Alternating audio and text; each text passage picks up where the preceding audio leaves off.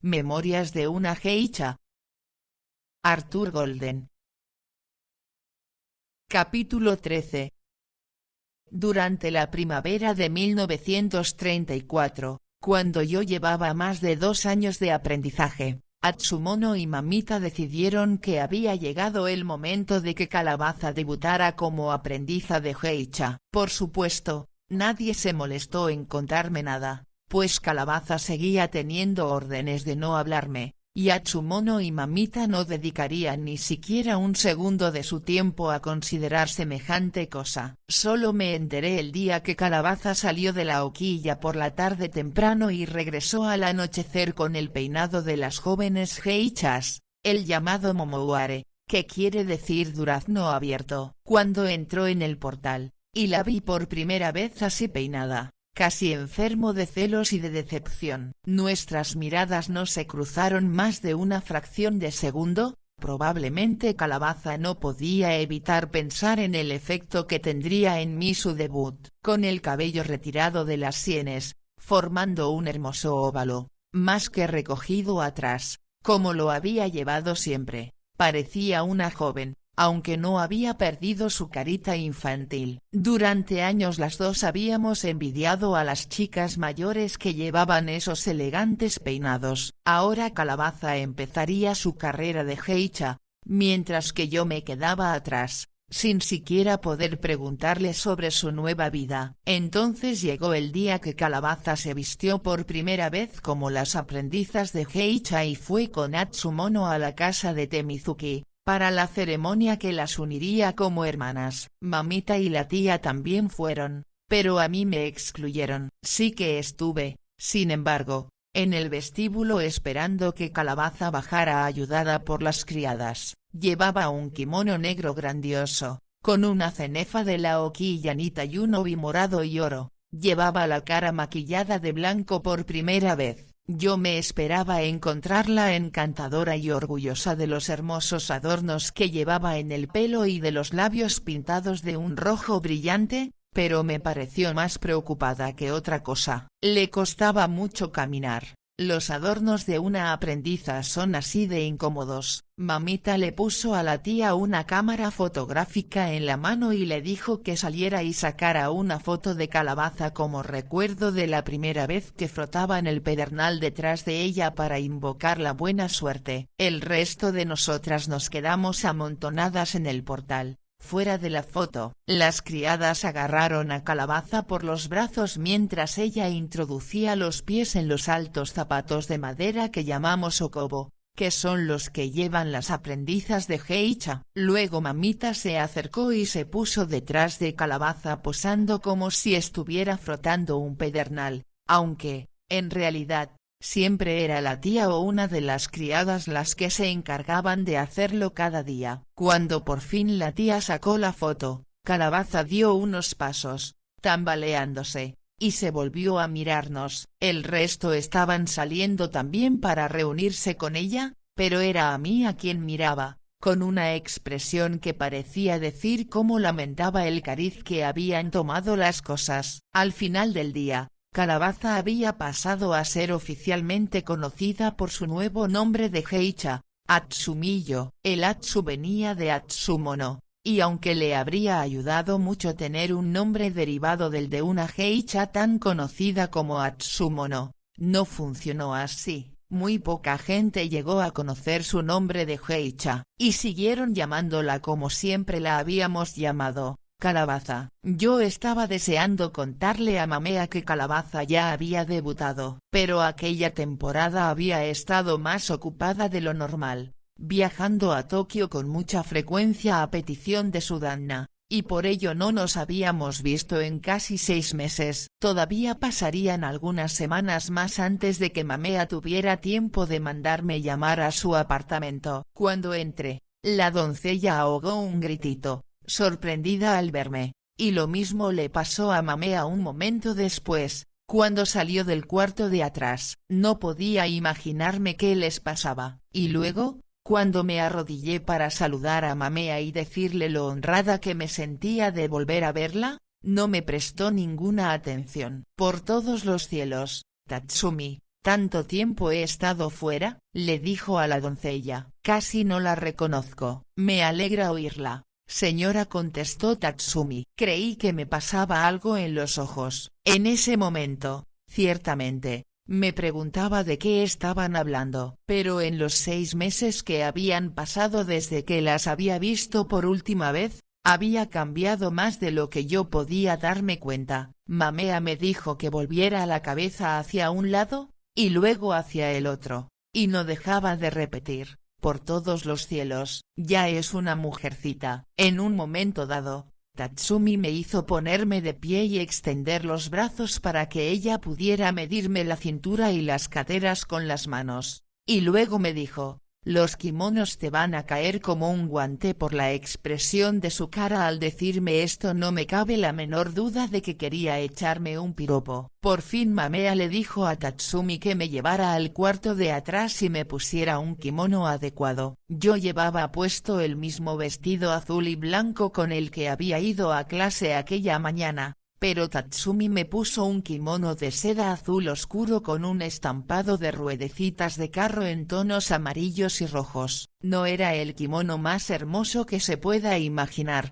pero cuando me miré en el espejo mientras Tatsumi me ajustaba en la cintura un obi verde claro, descubrí que, de no ser por la sencillez de mi peinado, me podrían tomar por una aprendiza de geisha camino de una fiesta. Cuando salí de la habitación me sentía bastante orgullosa, y pensé que Mamea volvería a mostrarse sorprendida o algo así. Pero ella se limitó a ponerse de pie, se metió un pañuelo en la manga y se dirigió directamente a la puerta, en donde, deslizando los pies en un par de zori lacados en verde, volvió la cabeza y me miró por encima del hombro. ¿A qué esperas?, dijo. ¿No vienes? No tenía ni idea de a dónde nos dirigíamos, pero me hacía mucha ilusión que me vieran en la calle con Mamea. La doncella había sacado otro par de zori lacados para mí, en un suave tono gris. Al salir a la calle, una anciana aminoró su paso y saludó a Mamea con una inclinación y luego, casi en un mismo movimiento,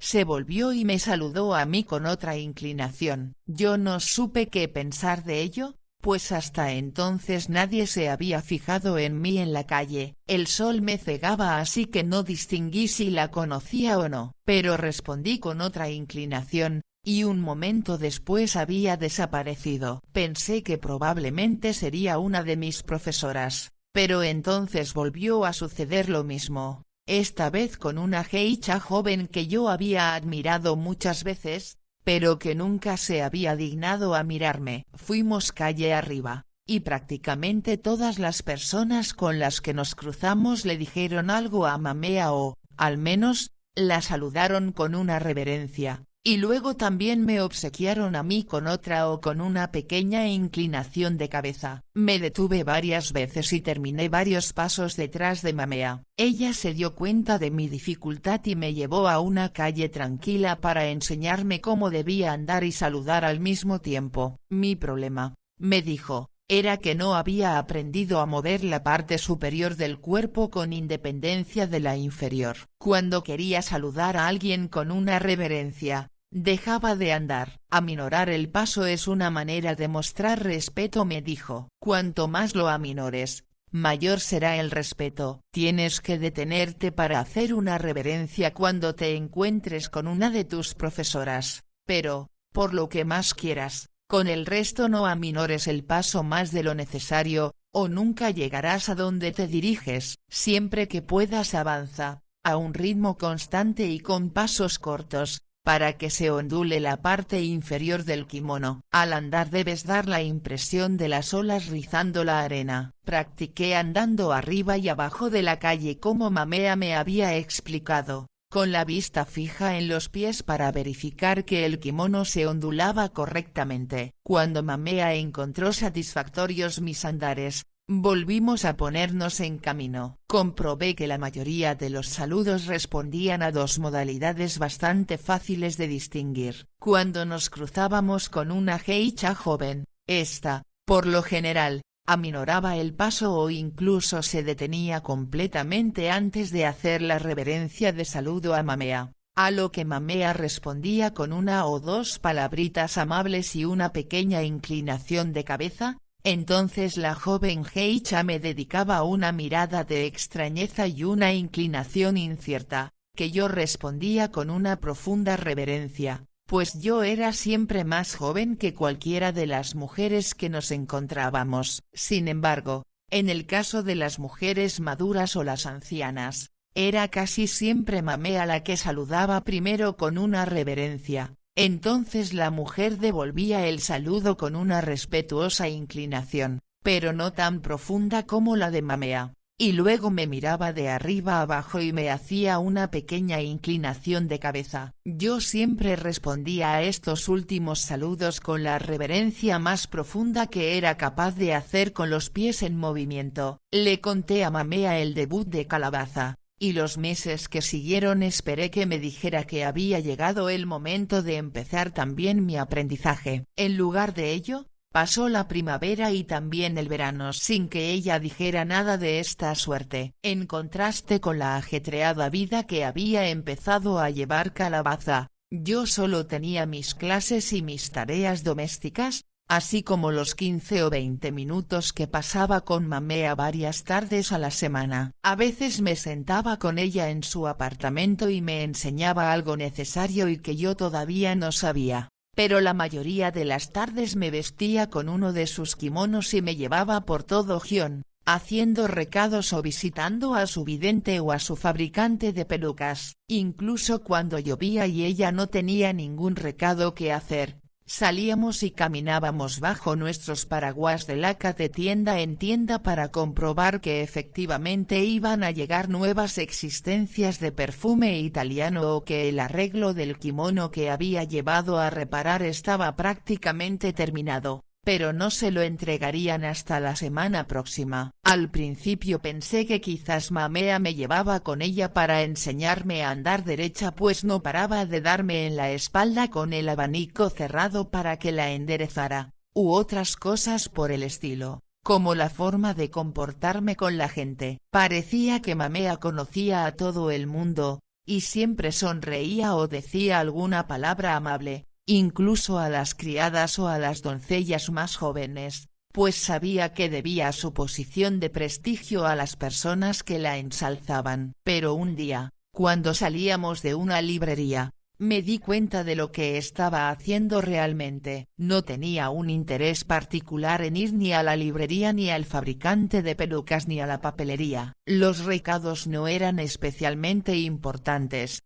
y además podría haber enviado a una de sus doncellas en lugar de ir ella en persona. Hacía todos aquellos recados solo para que la gente de Gion nos viera juntas por la calle. Estaba retrasando mi debut para dar tiempo a que la gente se fijara en mí. Una soleada tarde de octubre salimos del apartamento de Mamea y caminamos por la orilla del Shirakawa, viendo cómo revoloteaban y caían en el agua las hojas de los cerezos. Había mucha gente paseando también por la misma razón, y, como era de esperar, todo el mundo saludaba a Mamea. Casi todas las veces, al mismo tiempo que la saludaban a ella me saludaban a mí. Vas siendo cada vez más conocida, ¿no crees?, me espetó. Creo que la mayoría de la gente no tendría inconveniente en saludar a una oveja, si estuviera con usted, Mamea-san. Especialmente a una oveja, dijo. Sería tan raro. Pero te estoy hablando en serio. No sabes cuánta gente me pregunta por la chica de los ojos grises. No saben tu nombre, pero eso no importa. Ya no te queda mucho tiempo de llamarte Chillo. Está Mamea-san sugiriendo que, lo que quiero decir es que he estado hablando con Waza-san, así se llamaba su vidente,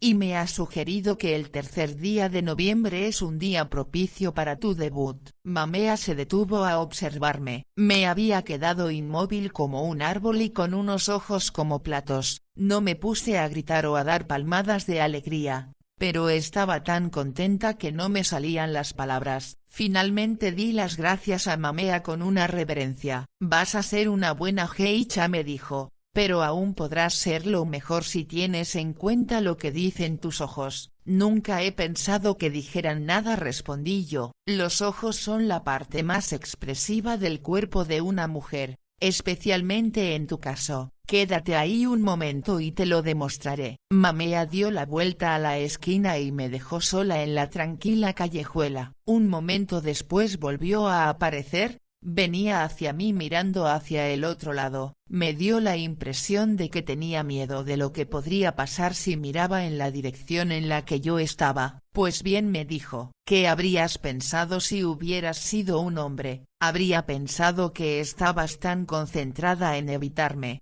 que no podías pensar en otra cosa. No sería posible que tan solo estuviera mirando los desagües de los canalones al pie de las casas. Aún así habría pensado que estabas rehuyendo mi mirada. Eso es precisamente lo que quiero decirte. Con un perfil sorprendente nunca se corre el riesgo de transmitir inadvertidamente al hombre el mensaje equivocado. Pero los hombres van a fijarse en tus ojos e imaginar que les estás transmitiendo algo, aunque no sea así. Ahora vuelve a mirarme. Mamea desapareció tras la esquina, y esta vez volvió con la vista en el suelo y caminando de una manera particularmente soñadora. Entonces, cuando se acercó a mí, levantó los ojos, que se cruzaron con los míos durante un instante, y enseguida miró hacia otro lado. He de decir que sentí una sacudida eléctrica. Si hubiera sido un hombre, habría pensado que aquella mujer no tardaría en entregarse a unos intensos sentimientos que estaba luchando por ocultar. Si con unos ojos normales como los míos puedo decir todas estas cosas, me explicó,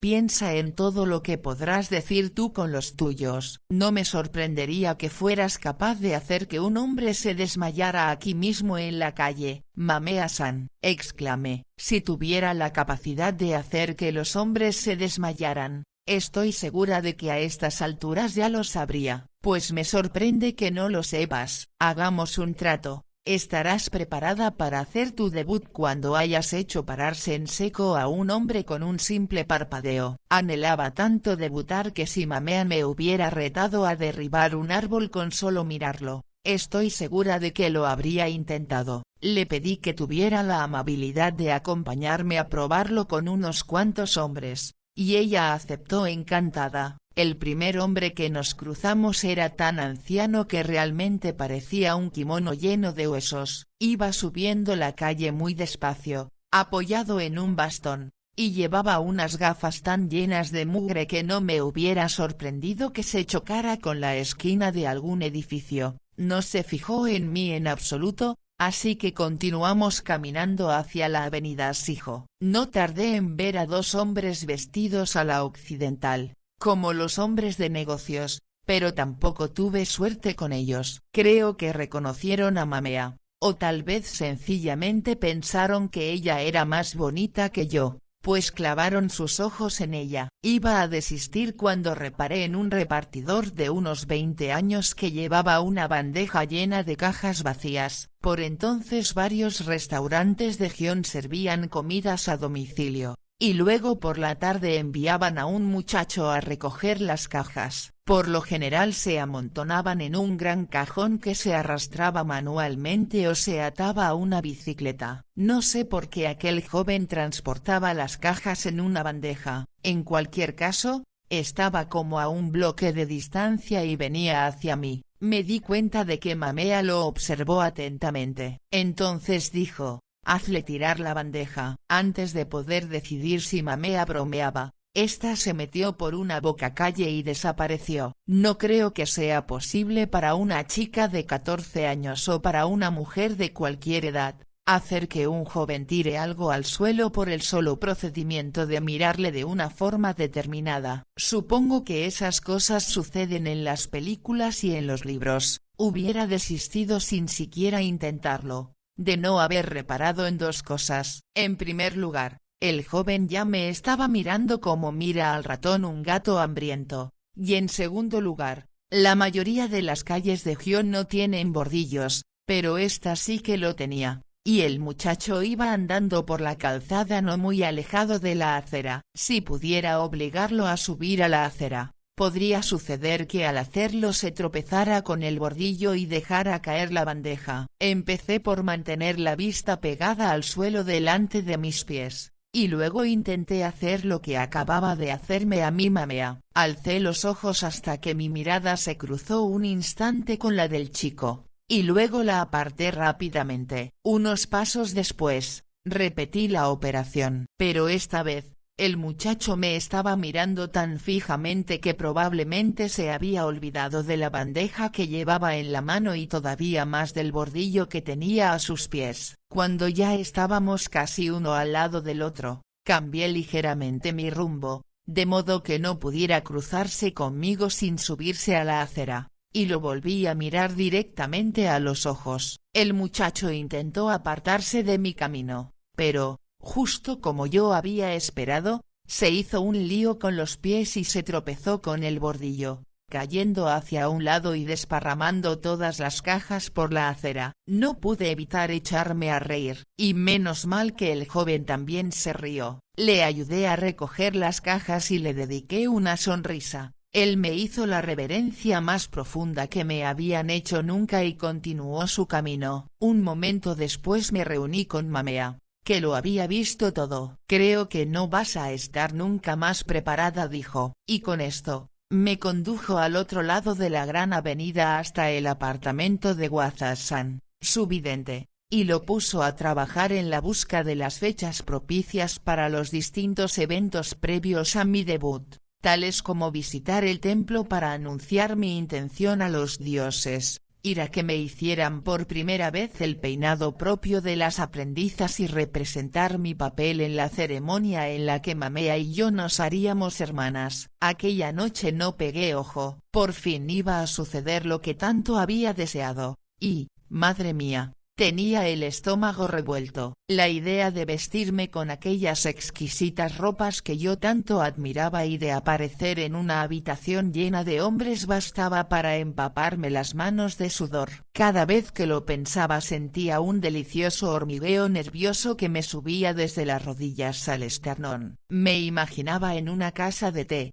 abriendo la puerta de una habitación cubierta de tatamis. Los hombres volvían la cabeza para mirarme, y, por supuesto, entre ellos se encontraba aquel señor presidente de mis sueños. A veces lo imaginaba solo en la habitación, vestido con el tipo de kimono que se ponen muchos hombres al volver del trabajo para estar cómodos, y no con traje occidental. En su mano, suave como un trozo de madera pulido por el mar, sostenía una copa de sake. Más que nada en el mundo deseaba llenársela y sentir sus ojos mirándome mientras le servía. Solo tenía 14 años, pero me parecía que ya había vivido 2 vidas. Mi nueva vida acababa de comenzar, pero mi antigua vida había terminado hacía algún tiempo. Habían pasado varios años desde que me había enterado de las tristes noticias de mi familia, y me asombraba cómo había podido cambiar mi paisaje mental. Todos sabemos que una escena invernal de árboles cubiertos con mantos de nieve será irreconocible a la primavera siguiente. No me podía imaginar,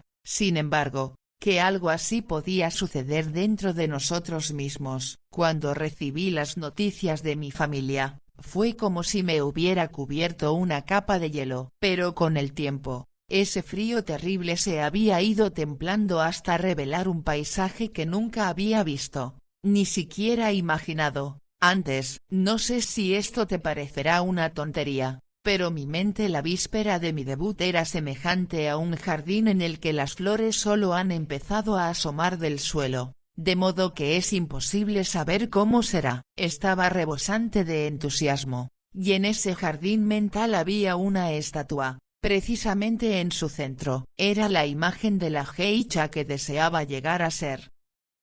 Capítulo 14.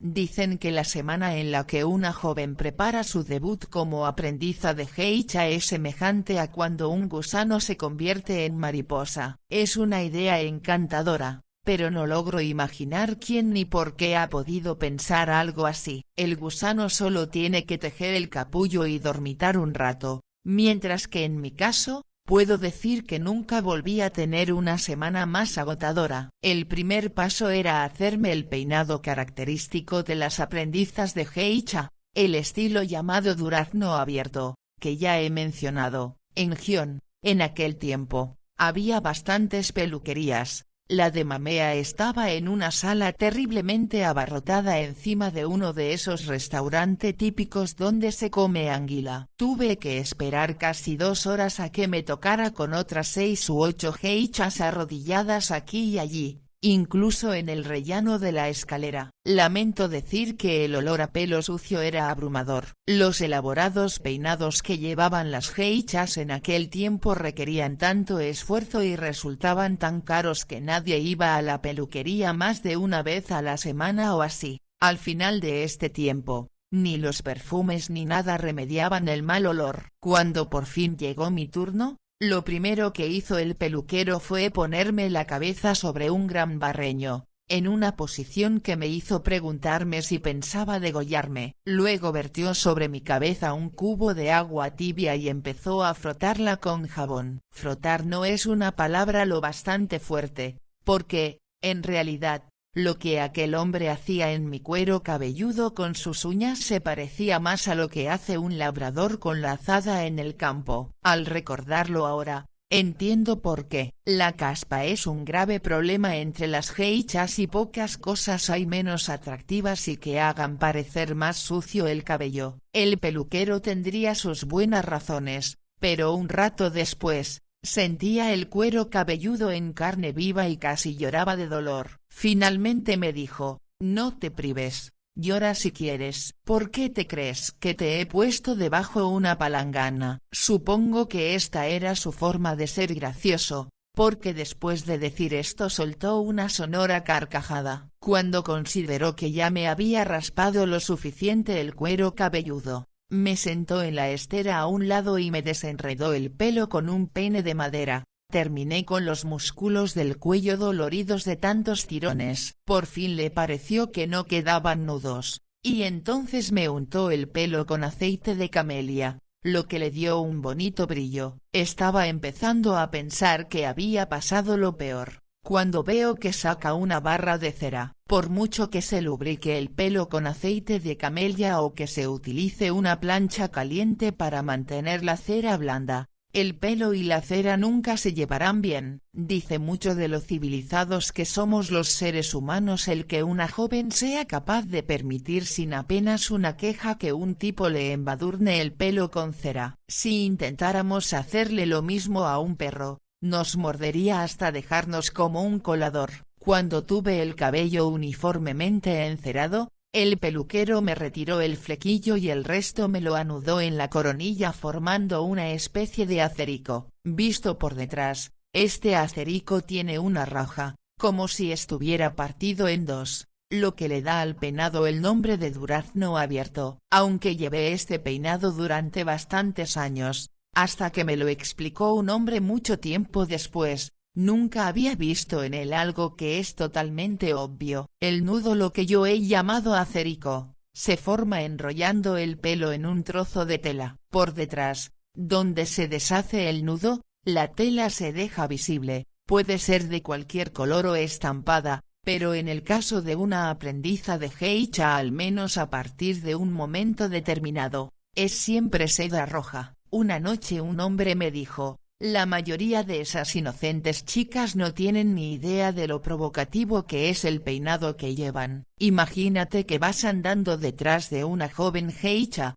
pensando en todas las picardías que te gustaría hacerle, y entonces ves en su cabeza esa forma de durazno abierto con una gran mancha roja en la raja. ¿Tú qué crees? La verdad es que no pensaba nada en especial, y así se lo dije. No tienes imaginación, me contestó. Un momento después, entendí lo que quería decir y me ruboricé tanto que él se rió al verme. De camino de regreso a la hoquilla, no me importaba tener el cuero cabelludo estriado como si fuera un trozo de arcilla decorado por el alfarero. Al verme reflejada en los escaparates, me parecía que era alguien a quien había que tomarse en serio, ya no era una chica, sino una joven. Cuando llegué a la hoquilla, la tía me hizo girar varias veces, examinándome detenidamente, y luego me dijo toda suerte de palabras amables. Ni siquiera Calabaza se pudo resistir y dio una vuelta a mi alrededor con gran admiración,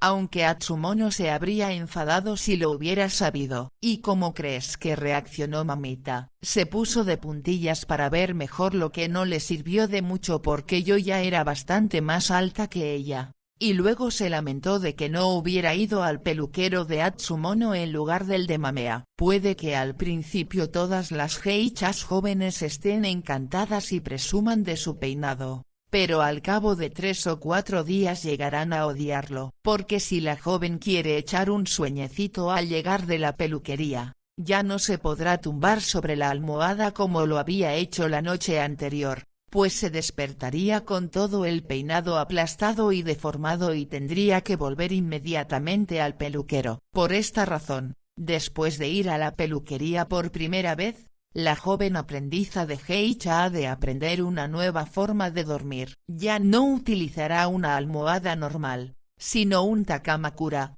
que no es para nada una almohada, sino más bien una peana donde descansa la nuca. Muchas están almohadilladas con paja, pero aún así no se diferencia mucho de poner la cabeza en una piedra. Te acuestas en el futón, con el cabello suspendido en el aire, pensando que todo va sobre ruedas, hasta que te quedas dormida. Pero cuando te despiertas, te das cuenta de que te has movido sin querer y tienes la cabeza sobre el futón o la estera, y tu peinado está tan chafado como si no hubieras usado un takamakura. En mi caso, la tía me ayudó a evitar esto poniéndome una bandeja con harina de arroz en la estera, debajo de la cabeza. Cada vez que dormida, sin querer, dejaba caer la cabeza de la peana, me rebozaba el pelo en harina, que se pegaba a la cera, estropeando así totalmente mi peinado. Ya había visto a Calabaza pasar por este suplicio, ahora me tocaba a mí. Durante algún tiempo me desperté todas las mañanas con el peinado destrozado y tuve que hacer cola en el peluquero esperando mi turno para ser torturada. Todas las tardes durante la semana previa a mi debut,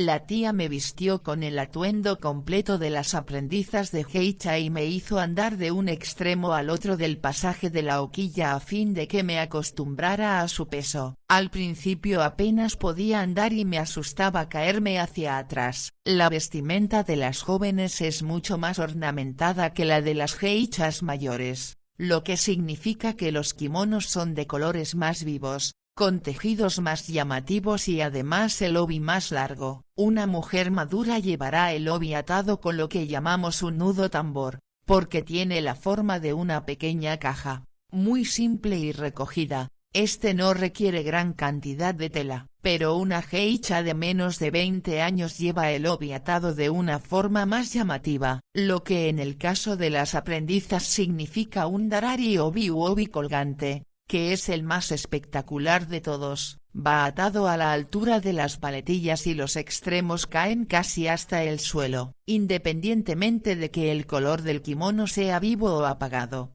El obi es siempre de brillantes colores. Cuando una aprendiza camina por la calle delante de ti, no te fijas en el kimono, sino en el colorido obi que le cuelga hasta el suelo, dejando ver solo un trozo de kimono en los hombros y en los costados. Para conseguir este efecto el obi ha de ser tan largo que llegue de un lado al otro de la habitación. Pero no es su longitud lo que lo hace difícil de llevar, es su peso, pues casi siempre es de un denso brocado de seda. Solo subir las escaleras cargando con uno en los brazos ya es agotador, de modo que te puedes imaginar lo que es llevarlo puesto, con la banda oprimiéndote el cuerpo como si fuera una de esas horrorosas culebras, y con toda la tela que te cuelga por detrás y te pesa como si estuvieras remolcando un pesado baúl. Para empeorar aún más las cosas, el propio kimono pesa también mucho y tiene unas mangas muy largas y voluminosas. No me refiero con esto a que cubran las manos y continúen hasta el suelo. Seguro que alguna vez te has fijado en que si una mujer vestida con kimono pone los brazos en cruz,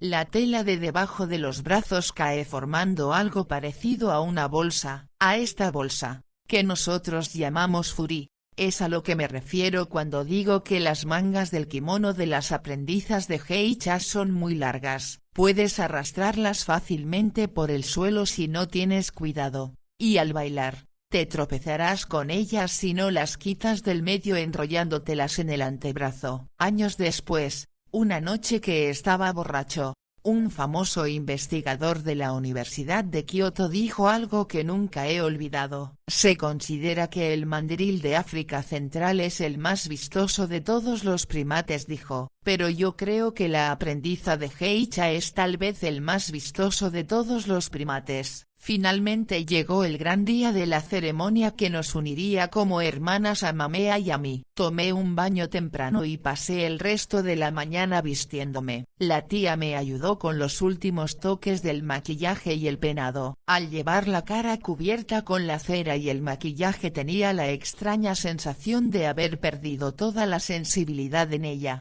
Cuando me tocaba la mejilla solo sentía una vaga presión. Tantas veces me llevé el dedo a la mejilla que la tía tuvo que volver a maquillarme. Luego, cuando me estaba examinando en el espejo, pasó algo muy curioso. Sabía que la persona arrodillada delante del tocador era yo, pero también lo era la extraña muchacha que me miraba desde el otro lado. De hecho alargué el brazo para tocarla. Llevaba el magnífico maquillado de las geishas. Sus labios rojos como una flor destacaban en una cara completamente blanca, salvo por un ligero tono rosado en las mejillas. Su cabello estaba adornado con flores de seda y ramitas de arroz sin descascarrillar. Iba vestida con un kimono formal negro con una cenefa de la Okillanita. Cuando por fin pude ponerme en pie, fui al vestíbulo y me contemplé asombrada en el espejo de cuerpo entero. Un dragón bordado rodeaba el bajo del kimono y subía hasta medio muslo. La melena estaba tejida con hilo lacado en un hermoso tono rojizo. Las garras y los dientes eran de plata y los ojos de oro de verdad. No pude impedir que se me llenaran los ojos de lágrimas y tuve que mirar fijamente al techo para impedir que se deslizaran por las mejillas. Antes de salir de la hoquilla, me remetí debajo del obi el pañuelo que me había regalado el señor presidente, para que me diera buena suerte. La tía me acompañó hasta el apartamento de Mamea. Al llegar yo le expresé mi gratitud y prometí honrarla y respetarla. Tras esto, las tres nos dirigimos juntas al santuario de Gion, donde Mamea y yo tocamos palmas y anunciamos a los dioses que no tardaríamos en estar unidas como hermanas. Yo le rogué que nos protegieran en los años venideros y luego, cerrando los ojos, les di las gracias por haberme concedido el deseo de llegar a ser geisha que les había suplicado 3 años y medio antes. La ceremonia tendría lugar en la casa de té Ichiriki, que es sin duda la casa de té más famosa de Japón. Tiene una larga historia, en parte debido a un conocido samurái que se ocultó en ella a principios del siglo XVIII. Seguramente habrás oído hablar de la historia de los 47 Ronin, que vengaron la muerte de su maestro y luego se suicidaron por el procedimiento del harakiri. Pues bien, su líder se ocultó en esta casa de té para planear la venganza. La mayoría de las mejores casas de té de Gion no se ven desde la calle, salvo sus sencillos portales, pero la casa de té Ichiriki es tan obvia como una manzana colgada de un árbol. Se alza en una importante esquina de la avenida Shijo y está cercada por una tapia color melocotón que tiene su propio tejadillo. A mí me pareció un palacio. Allí nos reunimos con 2 de las hermanas pequeñas de Mamea y con Mamita. Tras recibirnos en el jardín exterior, una camarera nos hizo pasar al vestíbulo y luego nos condujo por un hermoso pasillo lleno de recovecos hasta una pequeña habitación de suelo de tatami, en la parte trasera del edificio. Nunca había estado en un ambiente tan elegante. Todos los adornos de madera brillaban. Todas las paredes de escayola eran perfectamente lisas. Olía suavemente a la fragancia dulzona del kuroyaki, carbón negro un tipo de perfume elaborado con madera quemada y molida. Es un aroma anticuado, e incluso Mamea, que era una geisha de lo más tradicional, prefería los perfumes más occidentales. Pero el kuroyaki con el que se habían perfumado varias generaciones de geishas inundaba todavía la casa de té. Yo siempre tengo un poco, que conservo en un envase de madera, y cuando lo abro y lo huelo, vuelvo a verme allí. La ceremonia, a la que asistió la dueña de la casa de té, no duró mucho más de 10 minutos. Una doncella trajo una bandeja con varias copas de sake, y Mamea y yo bebimos juntas. Yo tomé 3 sorbos y luego le pasé a ella la copa, que bebió otros 3. Hicimos lo mismo con otras 3 copas diferentes, tras lo cual se dio por concluida la ceremonia. Desde ese momento se me dejaba de conocer con el nombre de Chiyo. Había pasado a ser la primeriza Sayuri. Durante el primer mes de adiestramiento a las jóvenes aprendizas de geisha se las llama primerizas, y no pueden bailar ni conversar por su cuenta con los clientes sin la presencia de la hermana mayor. De hecho apenas hacen más que mirar y aprender. Mamea había trabajado largamente con el vidente para escoger mi nombre, Sayuri. El sonido no es lo único que importa, el significado de los caracteres es también fundamental, como también lo es el número de trazos necesarios para escribirlo. Pues hay nombres que tienen un número afortunado de trazos y otros desafortunado. Mi nombre estaba compuesto de Sa, que significa juntos, Yu, que proviene del signo del zodiaco de la gallina a fin de equilibrar otros elementos de mi personalidad y Ri, que significa comprensión. Desgraciadamente el vidente había declarado poco propicios todos los nombres que incluyeran alguno de los elementos del de Mamea. Yo pensé que Sayuri era un nombre muy lindo, pero me encontraba rara por haberme dejado de llamar Chiyo. Después de la ceremonia, pasamos a otra habitación para comer la comida típica de arroz rojo, que consiste en arroz y frijoles rojos. Yo solo piqué un poco, pues me sentía extrañamente intranquila y sin muchas ganas de celebrar. La dueña de la casa de té me preguntó algo, y cuando la oí llamarme Sayuri, me di cuenta de qué era lo que me estaba perturbando tanto. Era como si la pequeña llamada Chiyo que corría descalza desde el estanque a la casita Piripi hubiera dejado de existir. Tenía la sensación de que la nueva niña, Sayuri, con su brillante cara blanca y labios encarnados, la hubiera destrozado. Mamea tenía proyectado pasar la tarde por Gion visitando a las dueñas de las casas de té y hoquillas con las que tenía relaciones y presentándome a ellas, pero no nos pusimos en camino nada más terminar de comer. En vez de esto, me llevó a otra habitación y me dijo que me sentara. Por supuesto, las geishas nunca se sientan realmente cuando llevan kimono. Lo que nosotras llamamos sentarse es probablemente arrodillarse para el resto de la gente. En cualquier caso, al sentarme, Mamea me hizo un gesto y me dijo que volviera a hacerlo. El kimono entorpece tanto los movimientos que tuvo que intentarlo varias veces hasta que me salió bien. Mamea me dio un pequeño adorno con la forma de una calabaza y me enseñó cómo tenía que colgarlo del obi. Se cree que la calabaza,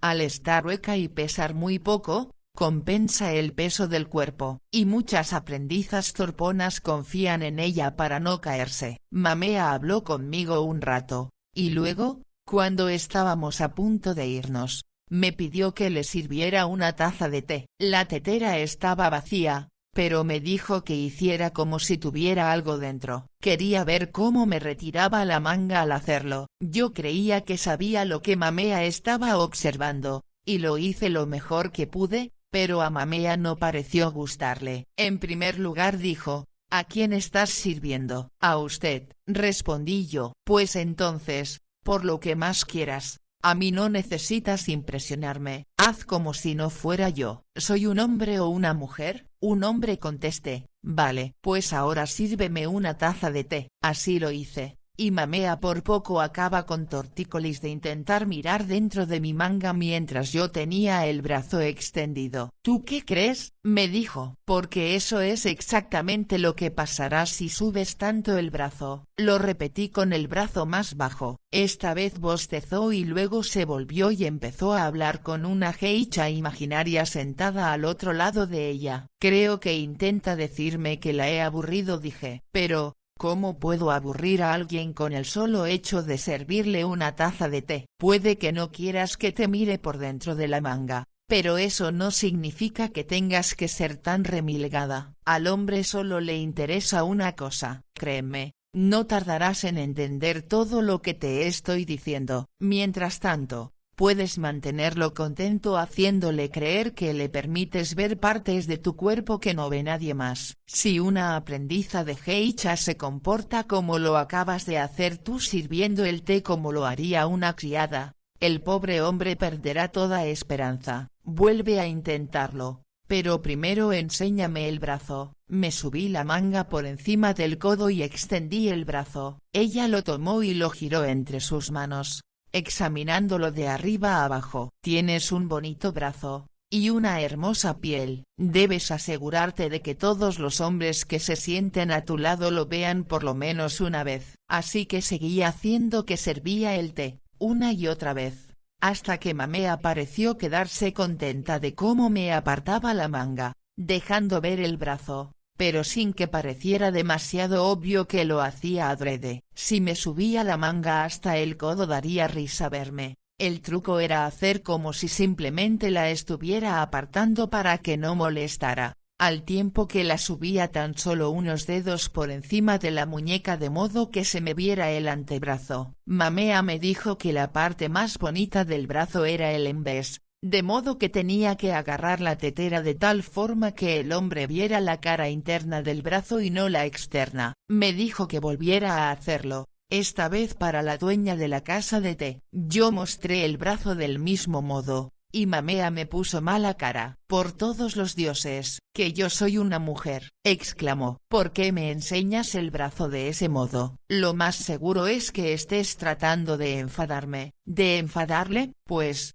¿qué otra cosa quieres que piense? Me estás enseñando lo joven y hermosa que eres mientras que yo ya soy una vieja decrépita. A no ser que solo pretendieras ser vulgar». «¿Cómo vulgar? ¿Por qué si no te ibas a empeñar tanto en enseñarme el brazo, también podrías enseñarme la planta del pie o la entrepierna? Si te veo algo por casualidad, vale, pero empeñarte en enseñármelo». De modo que continué sirviendo aquel té imaginario hasta que aprendí una forma más recatada y propia. Tras lo cual, Mamea anunció que ya estábamos preparadas para irnos a recorrer Gion. Para entonces ya hacía varias horas que tenía puesto el atuendo completo de las aprendizas de geisha. Ahora tenía que intentar andar por todo Gion subida a un tipo de zapatos que llamamos okobo. Es un calzado de madera con bastante tacón que se sujeta al pie con unas bonitas trabillas de laca. Mucha gente encuentra muy elegante la forma en que se estrechan, como una cuña,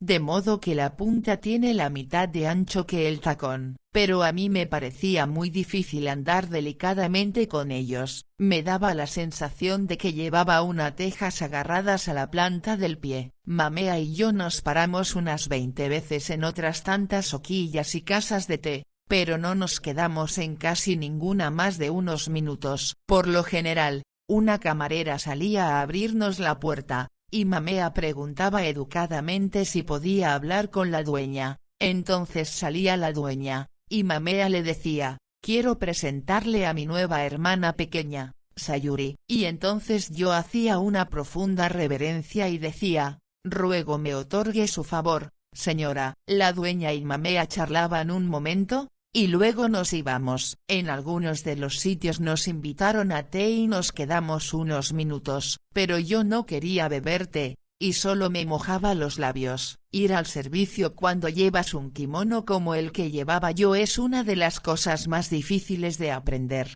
y yo no estaba segura de haberlo aprendido todavía. En cualquier caso, una hora después estaba tan agotada que simular que bebía el té era lo único que podía hacer para descansar un momento. Pero mantuvimos el paso. En aquellos días, supongo que habría probablemente 30 o 40 casas de té de primera categoría en Gion y otras 100 más o menos de inferior nivel. Claro está, no podíamos visitarlas todas. Fuimos a las 15 o 20 en las que Mamea solía entretener a sus clientes. Hoquillas debía de haber a cientos, pero solo fuimos a aquellas con las que Mamea tenía una relación de un tipo o de otro. Poco después de las 3 habíamos terminado. Lo que más me habría gustado era volver a la hoquilla y echarme una larga siesta. Pero Mamea tenía planes para mí aquella noche. Iba a asistir a mi primer compromiso como aprendiza de geisha. Ve y date un baño, me dijo. Has sudado un montón y no te ha aguantado el maquillaje. Era un cálido día de otoño, y yo había trabajado mucho. De vuelta en la hoquilla, la tía me ayudó a desvestirme y luego se apiadó de mí y me permitió echarme media hora. Volví a gozar de su favor, ahora que todas mis ideas descabelladas parecían formar parte de mi pasado y mi futuro parecía más brillante aún que el de Calabaza. Me despertó después de la siesta, y me apresuré a tomar el baño. Hacia las 5 había terminado de vestirme y de maquillarme. Estaba muy excitada, como te puedes imaginar, porque por fin me había llegado el turno tras años de ver con envidia a Atsumono y últimamente a Calabaza salir por la tarde o al caer la noche hermosamente arregladas. La gala de aquel día, la primera a la que yo asistiría, era un banquete en el Hotel Kansai Internacional. Los banquetes son unos actos estrictamente formales, en los que todos los comensales se colocan hombro con hombro, formando una especie de U en torno al tatami de una gran sala, con unas mesitas delante de ellos llenas de fuentes de comida. Las geishas, que están allí para divertir a los comensales, se mueven por el centro de la habitación dentro de la U, quiero decir, y pasan solo unos minutos arrodilladas delante de cada comensal sirviéndole el té y charlando con él. No es una cosa muy divertida que se diga, y como primeriza, mi función era todavía menos divertida que la de Mamea. Yo iba a su lado como una sombra. Siempre que ella se presentaba, yo hacía lo mismo. Con una profunda reverencia decía: me llamo Sayuri, soy una primeriza y le suplico indulgencia conmigo. Después me callaba y nadie me dirigía la palabra. Hacia el final del banquete, las puertas a un lado de la habitación se corrieron, y Mamea y otra geisha realizaron juntas una danza que se conoce con el nombre de Chiyotomo, amigas para siempre. Es un bonito baile en el que se representa la historia de dos amigas que se aprecian mucho y se vuelven a ver tras una larga ausencia. La mayoría de los hombres la siguieron curándose los dientes, eran ejecutivos de una gran empresa de recauchutados, o algo por el estilo, que se habían reunido en Kioto para su banquete anual. A decir verdad, no creo que ninguno de ellos distinguiera entre la danza y el sonambulismo. Pero yo entré en trance. Las geishas de Gion siempre se ayudan del abanico para bailar, y Mamea en particular dominaba sus movimientos. Primero cerró el abanico y, mientras giraba, lo agitó suavemente con la muñeca para sugerir una corriente de agua. Luego lo abrió, y se convirtió en una copa en la que su compañera simuló servirle sake para que se lo bebiera. Como decía, el baile era precioso, lo mismo que la música del samisen que tocaba una geisha terriblemente delgada y con ojos acuosos. Un banquete formal no suele durar más de 2 horas.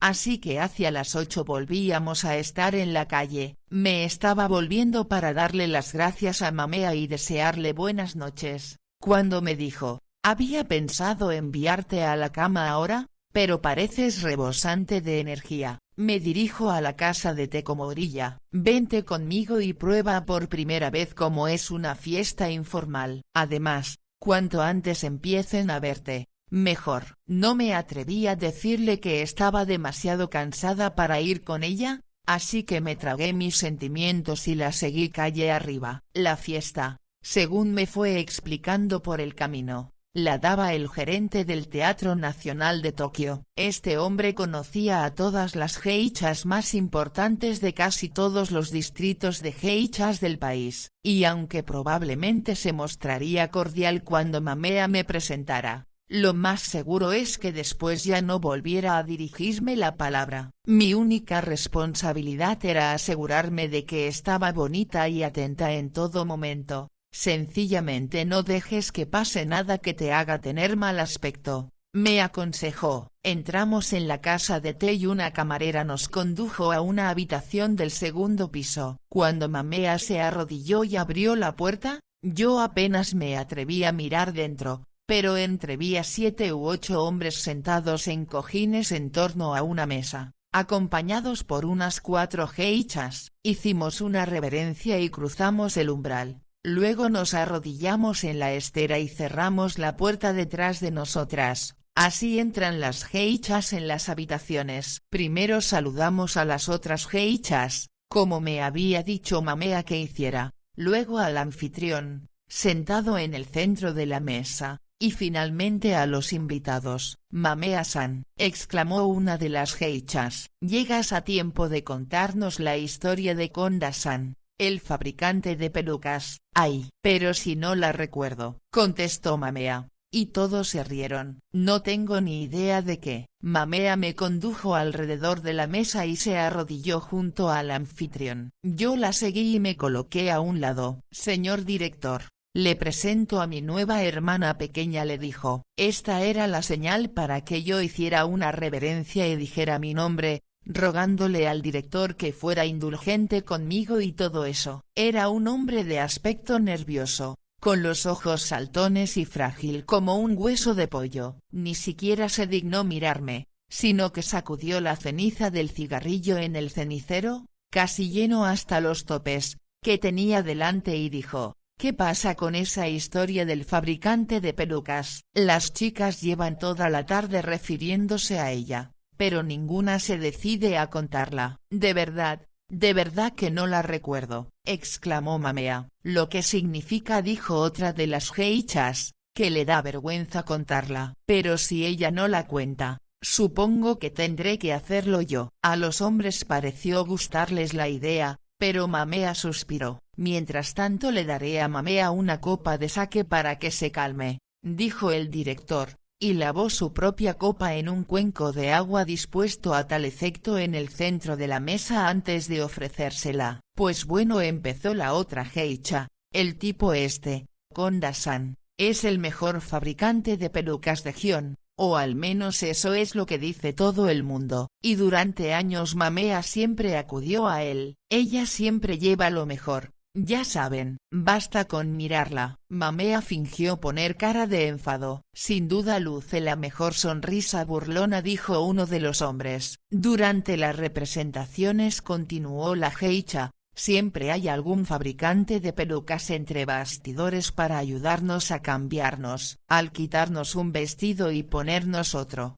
puede suceder que la ropa se nos mueva y dejemos ver sin querer un pecho desnudo, o un poco de vello. Ya saben, estas cosas pasan. Y en cualquier caso, y yo trabajando en un banco todos estos años, dijo uno de los hombres, si lo mío es ser fabricante de pelucas, no se crea. Su trabajo no solo consiste en mirar embobado a una mujer desnuda. Además, Mamea-san es muy recatada y se mete detrás de un biombo para cambiarse. Yo contaré la historia, le interrumpió Mamea. Me vas a crear mala fama. No era una cuestión de recato. Konda-san siempre me estaba mirando como si no pudiera esperar al siguiente cambio de ropa, así que ordené que me trajeran el biombo. Es un milagro que no se haya quemado, con la mirada ardiente de Konda-san intentando ver lo que había al otro lado. Pero, ¿por qué no le dejabas echar una miradita de vez en cuando? ¿Qué te costaba ser amable? No se me había ocurrido, contestó Mamea. Tiene usted razón, señor director. ¿Qué daño te puede hacer una miradita? Tal vez a usted no le importaría ofrecernos ahora la posibilidad. Todos los presentes rompieron a reír, y cuando el ambiente empezaba a calmarse, el director hizo que se reanudaran las carcajadas, poniéndose en pie y empezando a desatarse el fajín de su kimono. Lo haré si tú también nos dejas echar una miradita, dijo dirigiéndose a Mamea. Yo no he ofrecido nada así, contestó Mamea. No es una actitud muy generosa por tu parte. Las personas generosas no son las geishas, dijo Mamea, son los protectores de las geishas. Pues entonces, nada, dijo el director, y se volvió a sentar. Tengo que decir que experimenté un gran alivio de que hubiera desistido. porque aunque el resto parecía estarlo pasando en grande, yo estaba muerta de vergüenza. ¿Por dónde iba?, dijo Mamea. Ah, ya. Pues hice que me trajeran el biombo al día siguiente, pensando que aquello bastaría para sentirme a salvo de Konda-san. Pero una vez que volvía apresurada de los servicios, no lo encontré por ningún lado. Empecé a tener pánico, pues necesitaba una nueva peluca para mi siguiente entrada, pero entonces lo encontramos sentado en un baúl con la espalda contra la pared, sudando y con muy mala cara. Pensé que le había dado algo al corazón. Tenía mi peluca a su lado, y cuando me vio, se disculpó y me ayudó a ponérmela. Esa misma tarde me entregó una nota escrita por él mismo. Aquí Mamea se apagó. Por fin uno de los hombres dijo: ¿y bien? ¿Qué decía la nota? Mamea se tapó los ojos con la mano. Le daba vergüenza continuar, y todo el mundo rompió a reír. Vale, pues les diré yo lo que había escrito Konda-san, dijo la geisha que había empezado a contar la historia. Era algo así: mi querida Mamea, eres la geisha más hermosa de todo Gion, y todas esas cosas, y continuaba: las pelucas que te pones tú son para mí objetos preciados y las guardo en mi taller y meto la nariz en ellas varias veces al día para oler el aroma de tus cabellos. Pero hoy, cuando fuiste corriendo al servicio, me deparaste el mejor momento de mi vida. Mientras estabas dentro, me pegué a la puerta, y el rumoroso tintineo, más lindo que una cascada. Los hombres estallaron en ruidosas carcajadas, y la geisha tuvo que esperar un poco antes de continuar. Y el rumoroso tintineo, más lindo que una cascada, me puso duro y tieso donde yo también tintineo. No, no era eso lo que decía, interrumpió Mamea. Decía: el hermoso tintineo, más lindo que una cascada, me inflamó y abultó, con el conocimiento de que tu cuerpo estaba desnudo. Y luego le decía, añadió la otra geisha, que después de esto, no se tenía en pie con la excitación y que esperaba volver a disfrutar un día de un momento semejante. Todo el mundo se reía, y yo fingí que también me reía, pero la verdad es que me costaba trabajo creer que aquellos hombres, que habían pagado una suma considerable por estar allí, entre mujeres envueltas en hermosos kimonos, quisieran de verdad oír unas historias que perfectamente habrían podido contar los niños en el estanque del lejano Yoroido de mi infancia. Me había imaginado que me sentiría fuera de lugar en una conversación sobre literatura o kabuki o algo por el estilo. Y claro está,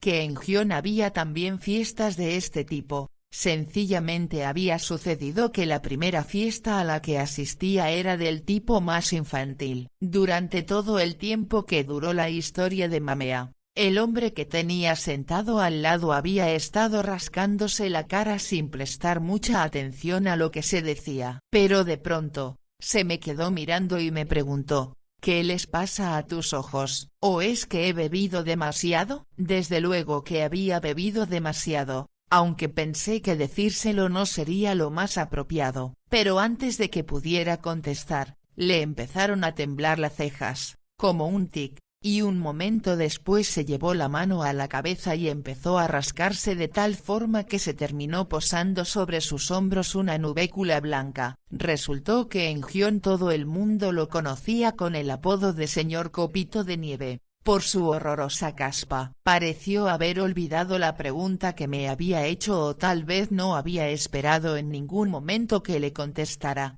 porque de pronto me preguntó cuántos años tenía. Le dije que 14. Eres la chica de 14 años más mayor que he visto en mi vida. Mira, toma esto, dijo, y me alargó su copa de sake vacía. Oh, no, muchas gracias, señor, contesté. Soy solo una primeriza. Eso es lo que Mamea me había dicho que dijera. Pero el señor Copito de Nieve no me escuchó. Siguió ofreciéndome la copa hasta que yo la tomé, y entonces tomó una licorera de sake para servirme. Yo no podía beber sake, porque una aprendiza de geisha, particularmente si todavía es primeriza, debe tener un aspecto infantil. Pero tampoco podía desobedecerle. Mantuve la copa en la mano, pero él volvió a rascarse la cabeza antes de servirme la bebida, y yo vi con horror como unas cuantas escamas de caspa caían en la copa. El señor Copito de Nieve me llenó la copa y me dijo: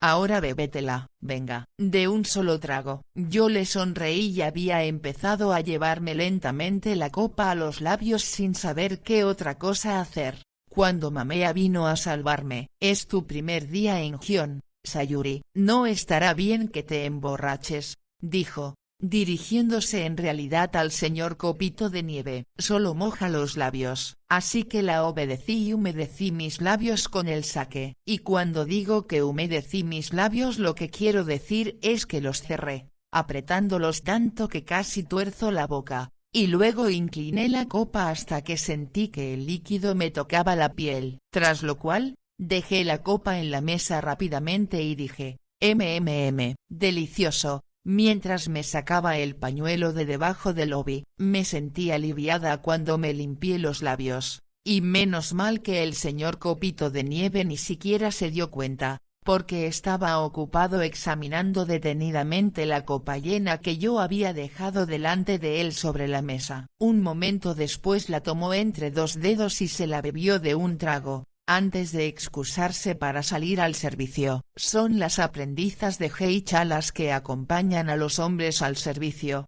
pero nadie espera que vaya una primeriza. Cuando no hay una aprendiza en la reunión, el hombre irá solo al servicio o, a veces, lo acompañará una Heicha. Pero el señor Copito de Nieve se quedó allí parado mirándome hasta que me di cuenta de que estaba esperando que me levantara. Yo no conocía la casa de Teko Morilla, pero el señor Copito de Nieve la conocía estupendamente. Lo seguí por el vestíbulo y desaparecimos tras un recodo de la habitación. Él se hizo a un lado para que yo le abriera la puerta del servicio. Después de cerrarla tras él, cuando estaba fuera esperándolo en el vestíbulo, oí a alguien subiendo las escaleras, pero no me pareció nada extraño. El señor Copito de Nieve no tardó en salir y volvimos a la sala. Cuando entré, vi que una Heicha nueva se había unido a la reunión, junto con una aprendiza. Estaban de espaldas a la puerta,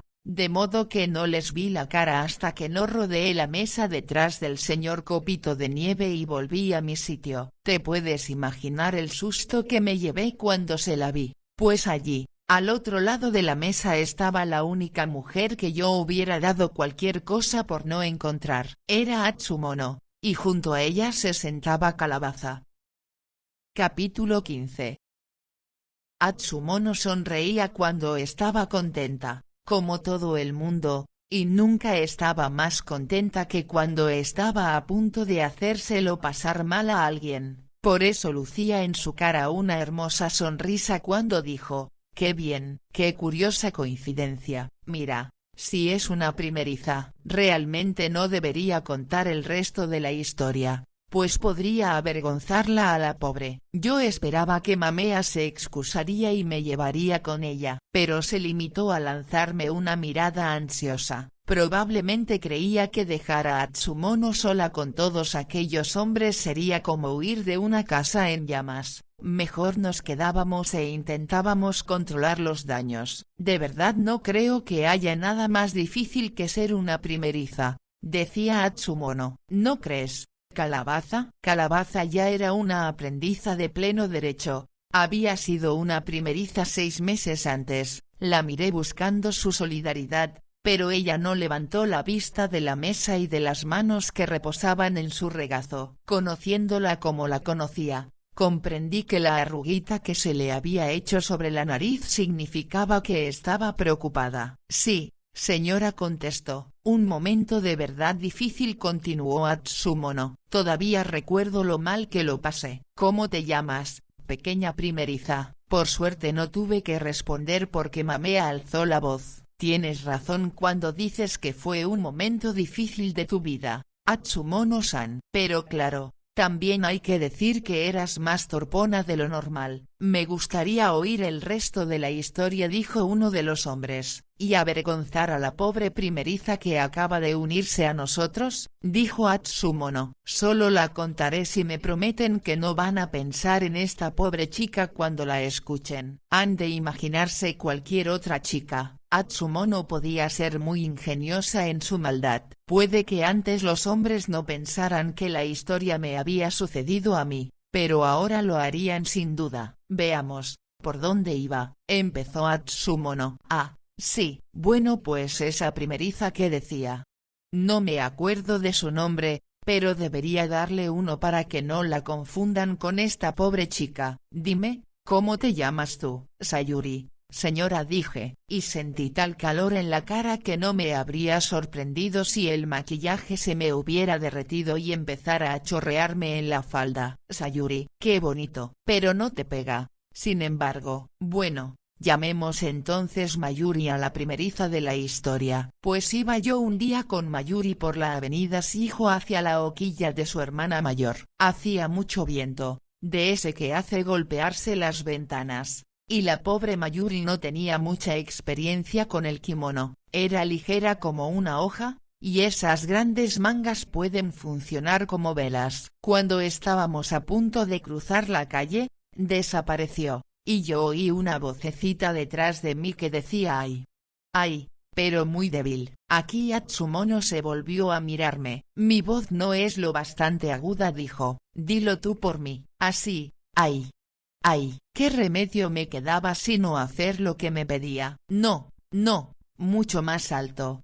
Bueno, igualdad. Atsumono se volvió hacia el hombre que tenía al lado y le dijo entre dientes, no parece muy lista, ¿verdad? Agitó la cabeza y luego continuó, bueno, pues cuando me volví, vi que el viento había arrastrado a la pobre Mayuri, que iba casi un bloque por detrás de mí, agitando los brazos y las piernas de tal modo que parecía un escarabajo boca arriba. Casi me parto de risa, pero entonces, de pronto, dio varios trompicones y cayó junto al bordillo de un cruce muy transitado, justo cuando pasaba un auto zumbando. Menos mal que no la atropelló, solo la alzó sobre el capó con las piernas para arriba. Y entonces, imagínense, el viento le levantó el kimono y... Bueno, no es necesario decir lo que sucedió. Sí, sí, claro que sí es necesario, dijo uno de los hombres. ¿Es que no tienen ninguna imaginación?, contestó ella. El viento le levantó el kimono hasta las caderas. Ella no quería que todo el mundo la viera medio en cueros, así que, para salvaguardar su modestia, se giró bruscamente y terminó despatarrada, con sus partes pegadas al parabrisas delante de la cara del conductor. Para entonces, los hombres se reían a grandes carcajadas, incluyendo al director, que golpeó la mesa con la copa de sake, como si fuera una pistola, y dijo, ¿por qué nunca me sucede a mí nada así? En realidad, señor director, piense que era una primeriza. Tampoco es que el conductor haya visto nada muy especial. Quiero decir, ¿se imagina viéndole sus partes a la chica que tiene enfrente? Se refería a mí, claro está. Lo más seguro es que no sean muy distintas de las de un bebé. A algunas chicas les empieza a salir el vello a los 11 o 12 años, dijo uno de los hombres. ¿Cuántos años tienes, pequeña Sayuri-san?, me preguntó Atsumono. Tengo 14, señora, le respondí, lo más educadamente que pude, pero estoy bastante desarrollada. A los hombres les gustó esta respuesta, y a Atsumono se le heló un poco la sonrisa. ¿14? Dijo. Perfecto. Y, por supuesto, todavía no te habrá salido nada de vello. Oh, sí, claro que sí que tengo mucho. Y me llevé la mano a la cabeza, tocándome el cabello. Supongo que esto también debió de ser algo inteligente, aunque a mí no me lo pareció. Los hombres se rieron aún más que con la historia de Atsumono. Atsumono también se rió, supongo que porque no quería dar a entender que la broma iba por ella. Cuando se fueron apagando las risas, Mamea y yo nos levantamos y nos fuimos. Apenas habíamos cerrado la puerta cuando oímos a Atsumono excusarse y salir. Ella y Calabaza bajaron las escaleras detrás de nosotras. Oye, Mamea-san, dijo Atsumono, Qué divertido, no sé por qué no hacemos más cosas juntas más a menudo. Sí, sí, muy divertido, contestó Mamea. Me entusiasma la idea del futuro que nos aguarda. Después de esto, Mamea me dirigió una mirada complacida. Le entusiasmaba la idea de ver a Atsumono destruida. Aquella noche, después de bañarme y desmaquillarme, estaba en el vestíbulo contestando a las preguntas que me hacía la tía acerca de lo que había hecho por la tarde, cuando entró Atsumono de la calle y se detuvo frente a mí. Normalmente nunca regresaba tan temprano, pero en cuanto le vi la cara supe que había venido solo con el fin de hacerme frente. Ni siquiera tenía su cruel sonrisa, sino que apretaba los labios de una forma que casi la hacía parecer fea. Se detuvo frente a mí solo un momento, y luego llevó el brazo hacia atrás para tomar impulso y me dio una bofetada. Lo último que entreví antes de que su mano me golpeara fueron sus dientes apretados,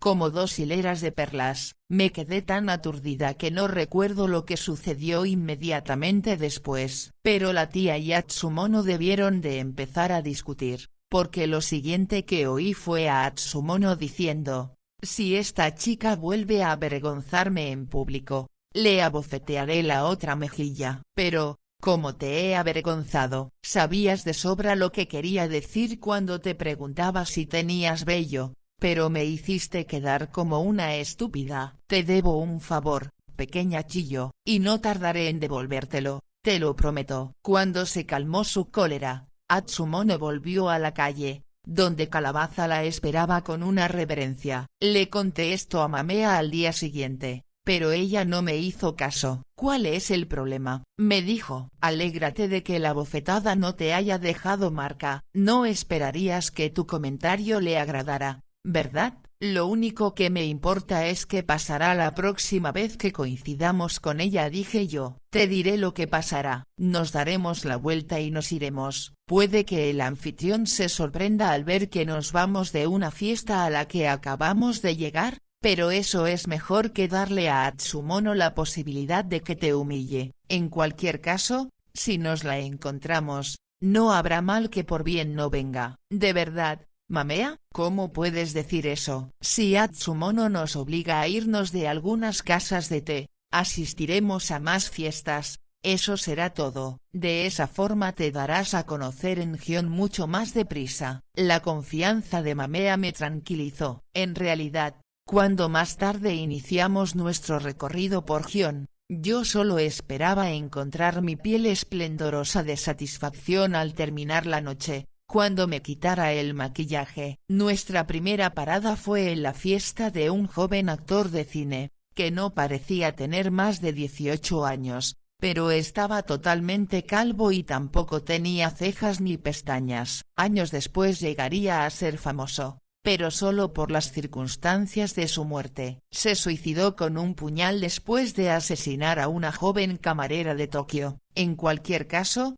pensé que era un tipo muy raro y, de pronto, me di cuenta de que no paraba de volver la vista hacia mí. Había pasado tanto tiempo de mi vida en el aislamiento de la hoquilla, que he de admitir que me encantó ser objeto de su atención. Nos quedamos más de una hora, y Atsumono no apareció. Al salir, me parecía que mis fantasías de éxito podrían llegar a hacerse realidad. Seguidamente nos detuvimos en una fiesta del decano de la Universidad de Kioto. Mamea enseguida se puso a hablar con un hombre que hacía tiempo que no veía, y me dejó sola. El único espacio que pude encontrar en la mesa era al lado de un hombre maduro, que llevaba una camisa blanca llena de manchas y debía de estar muerto de sed, pues tenía continuamente el vaso de cerveza en los labios, salvo cuando lo alejaba para eructar. Yo me arrodillé a su lado y estaba a punto de presentarme cuando oí que se abría la puerta. Esperaba ver a una camarera con una nueva ronda de sake,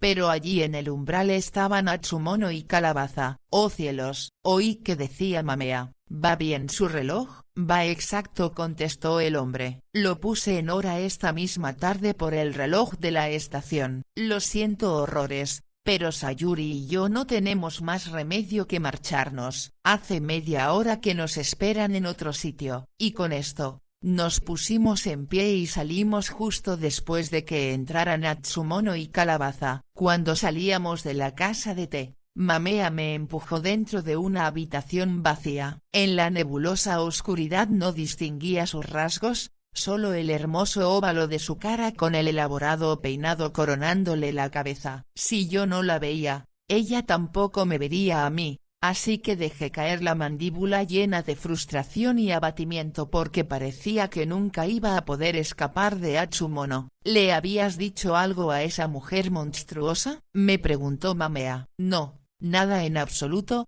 señora. Pues entonces, ¿cómo ha podido encontrarnos? Ni yo misma sabía dónde íbamos a estar, le contesté. Imposible decírselo. Mi doncella conoce todos mis compromisos. Pero no puedo imaginarme. Bueno, vamos a ir ahora a una fiesta de la que no está enterada casi nadie. Nagateru Omi acaba de ser nombrado director de la Filarmónica de Tokio. Esta tarde ha venido a Kioto a darle a todo el mundo la posibilidad de idolatrarlo. No tengo muchas ganas de ir, pero al menos no nos encontraremos con Atsumono. Atravesamos la avenida Shijo y torcimos en una callecita estrecha que olía a sake y a batata asada. Un chaparrón de risas cayó sobre nosotras desde las ventanas brillantemente iluminadas del segundo piso. Una vez dentro, una camarera nos condujo arriba, donde encontramos al director de orquesta sentado. Iba peinado con el cabello aceitado hacia atrás y parecía irritado. Estrujaba entre los dedos una copa de sake. El resto de los hombres de la habitación estaban jugando a algún tipo de juego relacionado con la bebida en compañía de dos geishas, pero el director de orquesta se negaba a unirse a ellos. Habló con Mamea durante un ratito, y enseguida le pidió que organizara un baile para las geishas. No creo que tuviera mucho interés en ver bailar a nadie, realmente. Era solo una manera de poner fin al jueguecito y de que sus invitados volvieran a prestarle atención. Justo cuando una camarera aparecía con el samisen y se lo entregaba a una de las geishas antes incluso de que Mamea adoptara su pose inicial, la puerta se abrió y, estoy segura de que ya has adivinado lo que viene a continuación. Eran como dos perros siguiendo nuestras huellas. Eran otra vez Atsumono y Calabaza. Deberías haber visto las sonrisas que se dedicaron Mamea y Atsumono. Casi se podría llegar a pensar que compartían una broma privada, cuando, en realidad, estoy segura de que Atsumono se reía de puro deleite de habernos encontrado, y Mamea. Bueno, creo que la sonrisa de Mamea era una forma de esconder su cólera. Durante el baile, tenía la mandíbula desencajada y le temblaban las aletas de la nariz. Al terminar, ni siquiera volvió a la mesa, sino que se limitó a decirle al anfitrión: muchas gracias por permitirnos asistir a su fiesta. Pero ya es tan tarde. Sayuri y yo sentimos mucho tener que marcharnos. No tengo palabras para describir lo contenta que parecía Atsumono cuando cerramos la puerta detrás de nosotras. Seguía Mamea por las escaleras. Al llegar al último escalón se paró y esperó. Por fin apareció una camarera en el vestíbulo para acompañarnos a la puerta, la misma que nos había acompañado arriba al llegar. «Qué difícil debe de ser la vida de una criada como tú», le dijo Mamea. «Probablemente quieres muchas cosas, pero tienes muy poco dinero. Pero dime, ¿qué vas a hacer con el dinerillo extra que acabas de ganar?» «Yo no he ganado ningún dinero extra, señora», respondió ella, pero viéndola tragar saliva nerviosamente, me di cuenta de que mentía. «¿Cuánto dinero te ha prometido Atsumono?» La camarera miró súbitamente al suelo. Hasta ese momento no había entendido qué se proponía Mamea. Como supimos algún tiempo después, Atsumono había sobornado al menos a una de las camareras de todas las casas de té de primera categoría de Gion. Tenían que telefonear a Yoko, la mujer que contestaba el teléfono en nuestra hoquilla, cada vez que Mamea y yo llegábamos a una fiesta. Por supuesto, entonces no sabíamos que Yoko también estaba metida en esto, pero Mamea tenía razón al suponer que aquella camarera había logrado de un modo u otro hacer llegar a Atsumono la información de que estábamos allí. La camarera no se atrevió a mirar a Mamea, ni siquiera cuando ésta le subió la barbilla con el dedo. La chica siguió con los ojos clavados en el suelo, como si pesaran tanto como 2 bolas de plomo. Cuando abandonábamos la casa de té, por una ventana abierta del segundo piso salía la voz de Atsumono y resonaba en la estrecha callejuela. Sí, ¿cómo se llamaba?, decía Atsumono. Sayuko, contestó uno de los hombres. No era Sayuko, era Sayuri, dijo otro. Creo que es la misma, dijo Atsumono. Pero, de verdad, es demasiado embarazoso para ella. No debo contarlo. Parece tan buena chica. No me he fijado mucho, dijo uno de los hombres, pero me pareció muy bonita. Y qué ojos tan peculiares, añadió una de las geishas. ¿Saben lo que oí decir el otro día a un hombre con respecto a esos ojos suyos?, observó Atsumono. Me dijo que tenían el color de gusanos machacados. Gusanos machacados, nunca había oído a nadie describir así un color. Bueno, le contaré lo que les iba a contar de ella, continuó Atsumono,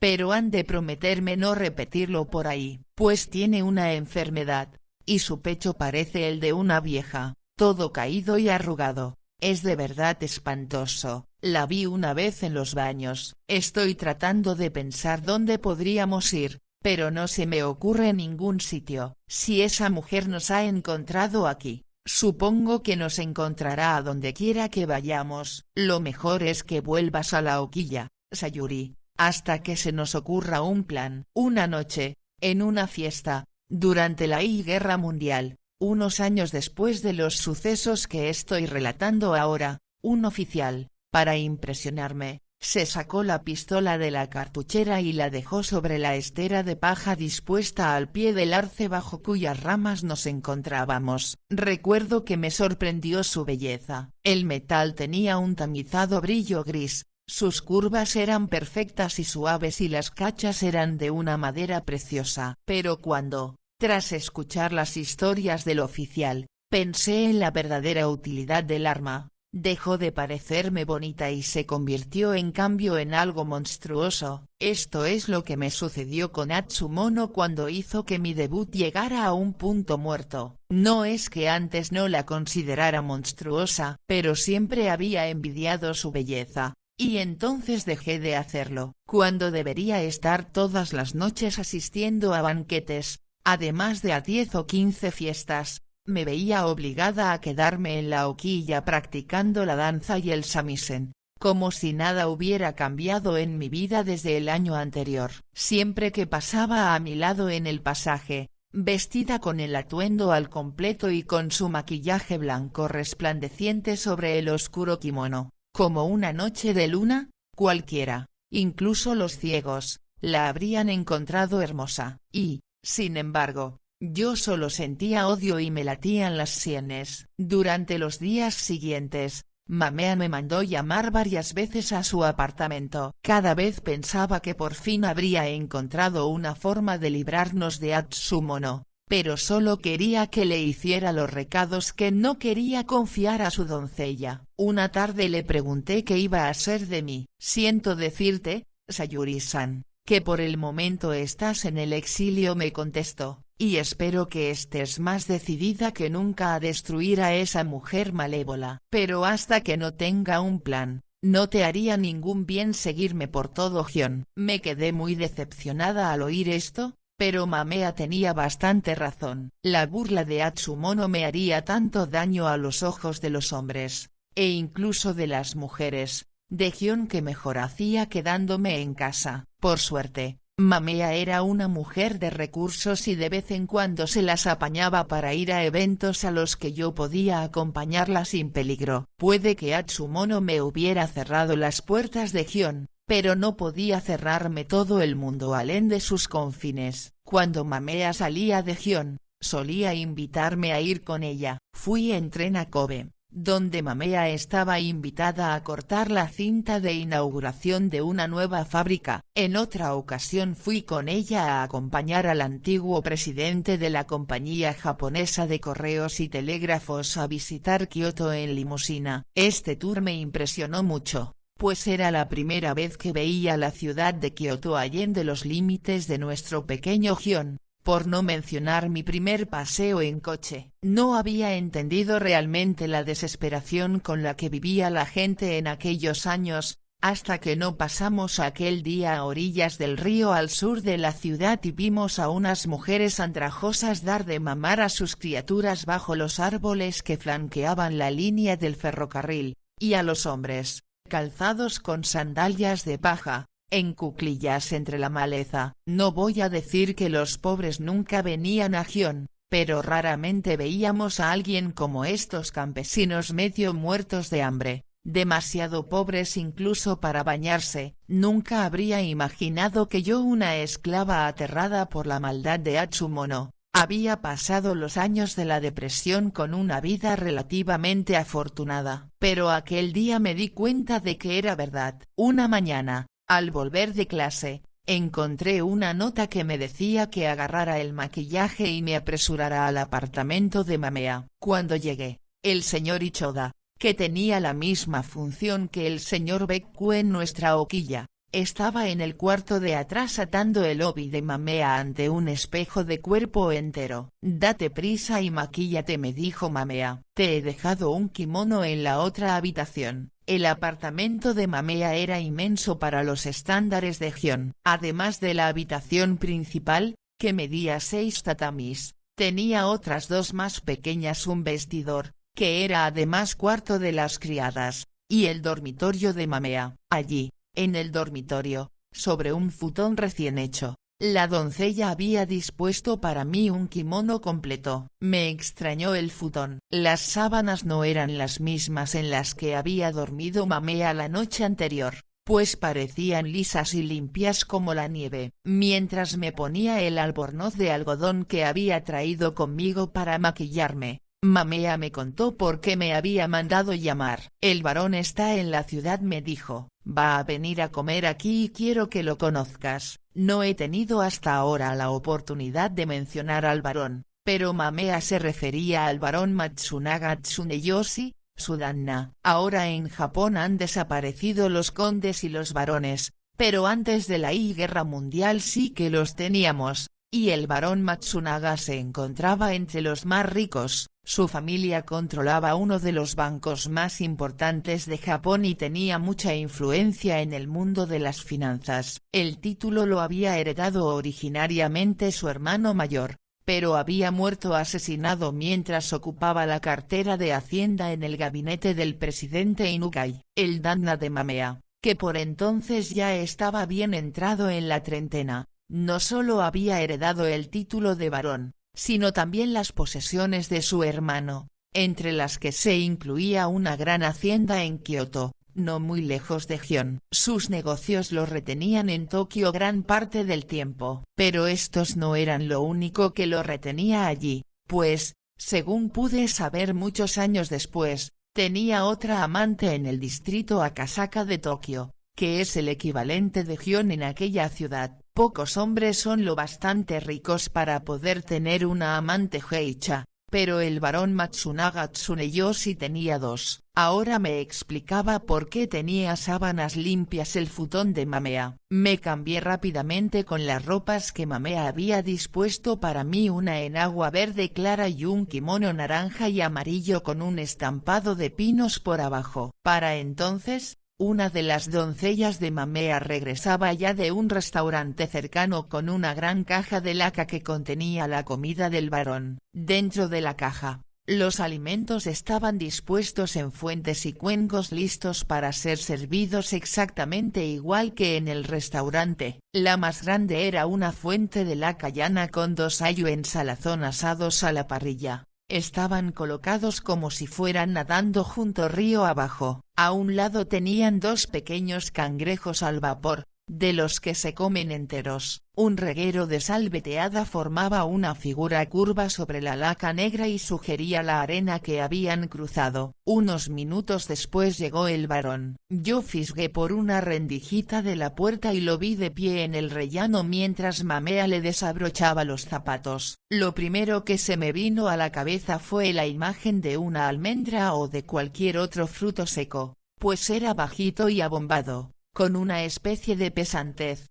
sobre todo alrededor de los ojos. En aquella época estaban de moda las barbas, y el varón tenía en la cara unos cuantos pelos largos y endebles que supongo que debían de parecerse a una barba, pero a mí me parecieron más bien una especie de guarnición o como esas tiritas de alga muy finas con que espolvorean a veces los cuencos de arroz. Oh, Mamea, estoy agotado, le oí decir. Cómo detesto estos largos viajes en tren. Finalmente se descalzó y cruzó la habitación dando unos pasitos no por cortos menos enérgicos. Ese mismo día, temprano por la mañana, el vestidor de Mamea había sacado un sillón tapizado y una alfombra persa de un trastero situado al otro lado del vestíbulo y los había colocado al lado de la ventana de la habitación. El varón se sentó en el sillón, pero ya no puedo saber lo que sucedió después, pues la doncella de Mamea se acercó a mí y tras excusarse con una reverencia empujó suavemente la puerta, dejándola totalmente cerrada. Permanecí en el pequeño vestidor de Mamea como una hora o más,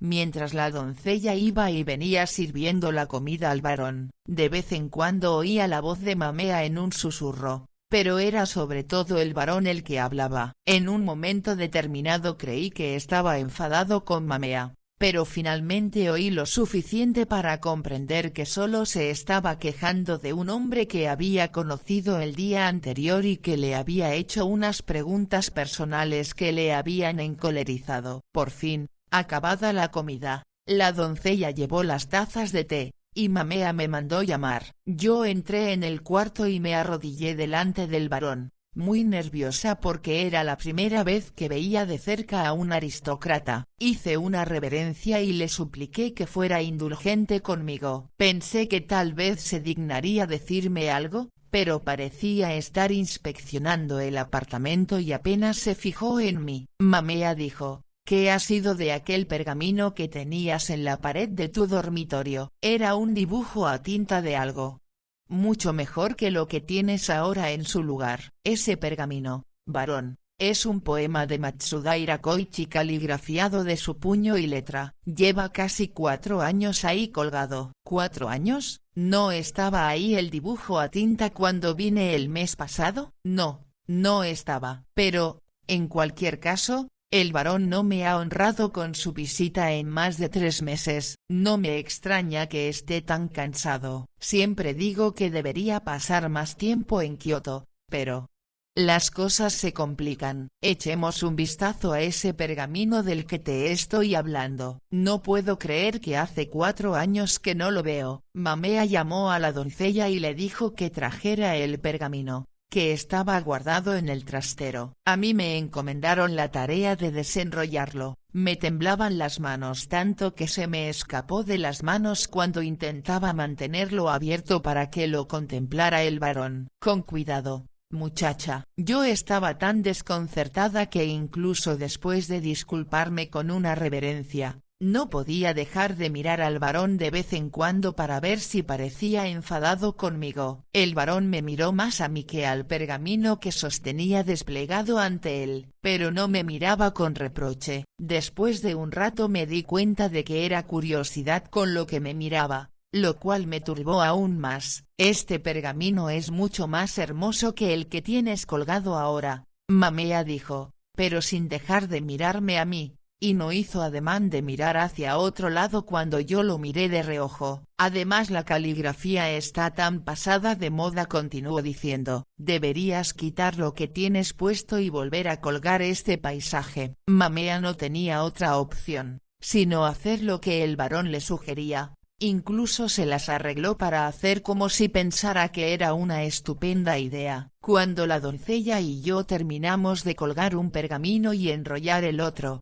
Mamea me llamó y me dijo que le sirviera té al varón. Vistos desde arriba debíamos de formar un pequeño triángulo, Mamea, el varón y yo. Pero, claro está, Mamea y el varón eran los que hablaban. Yo no hice nada más que estar allí arrodillada, sintiéndome tan fuera de mi elemento como una paloma en un nido de halcones. Pensar que había imaginado que valía lo suficiente para poder ser la compañía del tipo de hombres que acompañaba a Mamea, no solo grandes aristócratas como el varón, sino también hombres como el señor presidente de mis sueños, o incluso como el director de teatro que habíamos conocido unas noches antes y que apenas me había mirado. No es que antes me hubiera sentido digna de la compañía del varón, pero ahora no podía evitar darme cuenta una vez más de que no era más que una ignorante muchacha de un pueblo de pescadores. Si quería, Atsumono me mantendría tan abajo, que cualquier hombre que pasara por Gion estaría para siempre fuera de mi alcance. Nunca más volvería a ver al barón Matsunaga y nunca encontraría al señor presidente de mis sueños. No podría suceder que Mamea se diera cuenta de que mi causa era una causa desesperada y me dejara languidecer en la hoquilla como uno de esos kimonos apenas usados, pero que habían parecido tan lindos en la tienda. El varón, quien, como empezaba yo a darme cuenta, era un hombre bastante nervioso, se inclinó para pasar el dedo por una marca de la mesa de Mamea, y me recordó a mi padre, sacando con la uña la mugre de las grietas de la madera de la mesa. El último día que lo vi, me decía para mis adentros qué pensaría si me viera arrodillada en el apartamento de Mamea, con un kimono más caro que cualquier otra cosa que hubiera visto él en toda su vida, con un varón frente a mí, al otro lado de la mesa, y una de las geishas más famosas de todo Japón a mi lado. No me merecía lo que me rodeaba, y entonces reparé en toda la seda maravillosa que envolvía mi cuerpo, y tuve la sensación de que podía ahogarme en tanta belleza. En ese momento la belleza me sorprendió como una especie de dolorosa melancolía.